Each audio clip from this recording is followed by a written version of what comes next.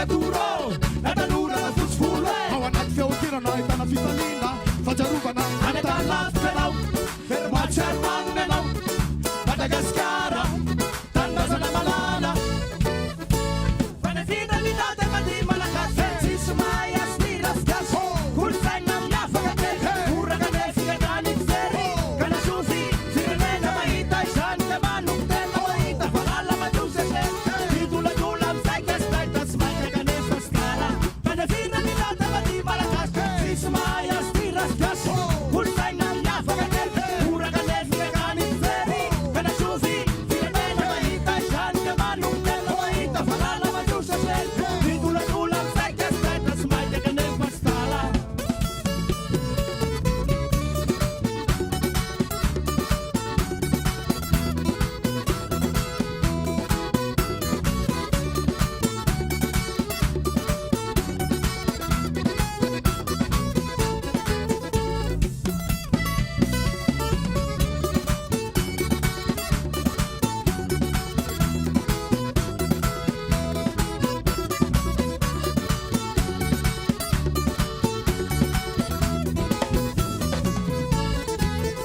Tuwiti matsara na fina bitaw Smart na force na kely izao Panarana ny toetana songadina foana masiulan Adi isany olona manaratan Fina bitaw ny kasonsan Fina na tansan katona Sitina muni anakata foana na fina flotenson Tuwiti matsara na fina bitaw Smart na force na kely izao Panarana ny toetana songadina foana masiulan Adi isany olona manaratan Fina bitaw ny kasonsan Fina na tansan katona Sitina muni anakata foana na fina flotenson Nafamaya nazy anao tsapana fafety Granda aminasy anao falifaly Miaraka aminay anao tsinjaly Timindrazana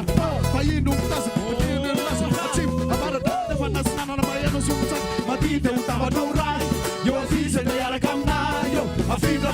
afindrafinao yo